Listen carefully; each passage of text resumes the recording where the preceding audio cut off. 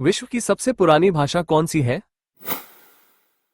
विश्व इतिहास की सबसे पुरानी कहानी कौन सी है? इतिहास की सबसे पुरानी एवं विद्वान सभ्यता कौन सी है? भारत के इतिहास की सबसे पुरानी एवं विद्वान सभ्यता सम्यक तथा बौद्ध सभ्यता संस्कृति है।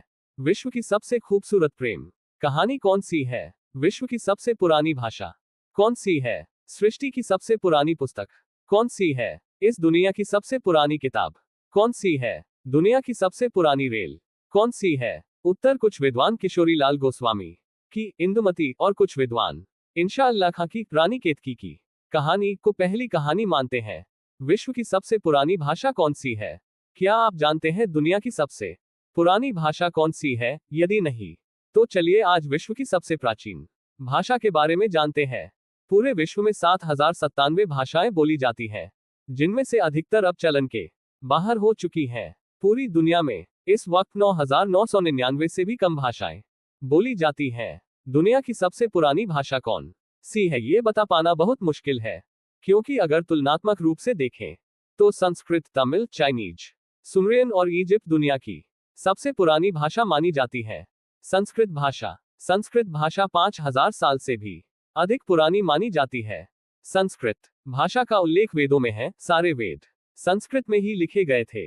इसके अलावा प्राचीन गुफाओं और मंदिरों में संस्कृत में लिखे हुए श्लोक मिलते हैं, जिनकी कार्बन डेटिंग की उम्र 6,000 साल से भी ऊपर मानी जाती है। लेकिन संस्कृत भाषा अब बोली नहीं जाती और 2011 की जनगणना के अनुसार संस्कृत सिर्फ 24,800 लोगों द्वारा ही बोली जाती है। संस्कृत का अधिकतर इस्तेमाल बौद्ध और हिंदू धर्म में किया जाता है।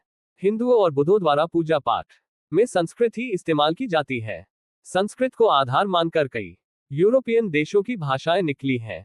संस्कृत भारत की ऑफिशियल लैंग्वेज भी है। संस्कृत का प्रथम उल्लेख ऋग्वेद में है। तमिल भाषा को संस्कृत के बराबर ही पुराना माना जाता है। ये हमेशा बहस का विषय रहा है कि संस्कृत अधिक पुरानी है या तमिल भाषा भी लगभग 5,000 साल पुरानी है। ये भाषा आज भी 8 करोड़ लोगों द्वारा बोली जाती है।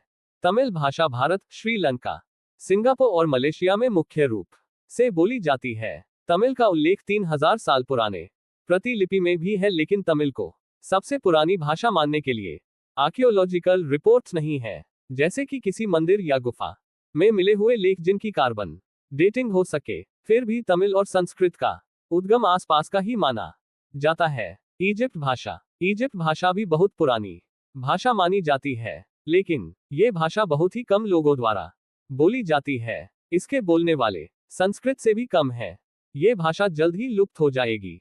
आर्कियोलॉजिकल रिकॉर्ड्स बताते हैं कि इजिप्ट भाषा 3,500 साल से भी अधिक पुरानी है। 17 शताब्दी में मुस्लिम आबादी बढ़ने के कारण ये भाषा खत्म होती गई और इसकी जगह अरेबिक भाषा बोली जाने लगी। मैंडरिन भाषा भी बहुत पुरानी भाषा है। ये चीन में बोली जाती है। ये संसार में सबसे अधिक बोली जाने वाली भाषा भी है। मैंडरिन भाषा का इतिहास भी 3,000 साल से अधिक पुराना है और आर्कियोलॉजिकल रिकॉर्ड्स इसकी पुष्टि भी करते हैं। सुमेरियन भाषा को भी सबसे प्राचीन भाषाओं में एक माना जाता है। सुमेरियन भाषा 3,500 साल से भी अधिक पुरानी मानी जाती है। ये भाषा मेसोपोटामिया सभ्यता, आज का इराक के वक्त से भी पुरानी है। अब सुमेरियन भाषा लुप्त हो चुकी है। इन 5 भाषाओं को विश्व की सबसे पुरानी भाषा माना जाता है। इन चारों में कौन सबसे पुरानी है, इसको लेकर इतिहासकारों और आर्कियोलॉजिकल विद्वानों में मतभेद है। कोई संस्कृत को सबसे पुरानी भाषा मानता है तो कोई तमिल को सबसे पुरानी भाषा। इन 5 भाषाओं के अलावा अन्य भाषाएं भी हैं जो काफी पुरानी मानी जाती हैं, जैसे हिब्रू, अरेबिक, फारसी, लैटिन, बेस्क, लिथुएनियन और आयरिश। लेकिन ये सब भाषाएं संस्कृत, तमिल, इजिप्ट, मैंडरिन और सुमेरियन से काफी बाद में आई।